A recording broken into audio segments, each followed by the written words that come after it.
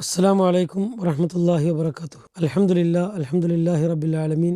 ഒരാൾക്ക് ലാ ഇലാഹ ഇല്ലല്ലാ എന്ന കലിമത്ത് ഉച്ചരിക്കാൻ തൗഫീഖ് ഉണ്ടാവുക എന്നുള്ളത് വളരെ വലിയ സൗഭാഗ്യമാണ്. ഒരു നിമിഷത്തിൽ എത്ര പ്രാവശ്യം ലാ ഇലാഹ ഇല്ലല്ലാ എന്ന് നമുക്ക് ചൊല്ലാൻ സാധിക്കും?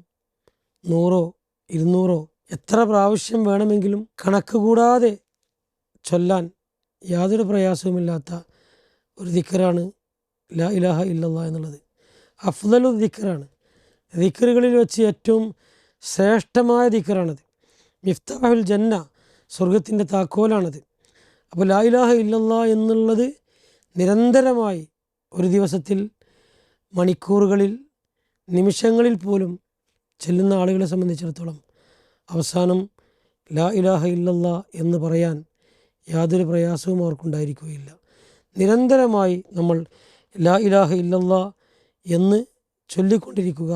സർവശക്തനായ അള്ളാഹു സുബ്ഹാനഹു വ തആല ദിക്ർ ചൊല്ലുന്ന ആളുകളുടെ കൂട്ടത്തിൽ നമ്മളെ ഉൾപ്പെടുത്തി അനുഗ്രഹിക്കുമാറാകട്ടെ. അസ്സലാമു അലൈക്കും വറഹ്മത്തുള്ളാഹി വബറകാതുഹു.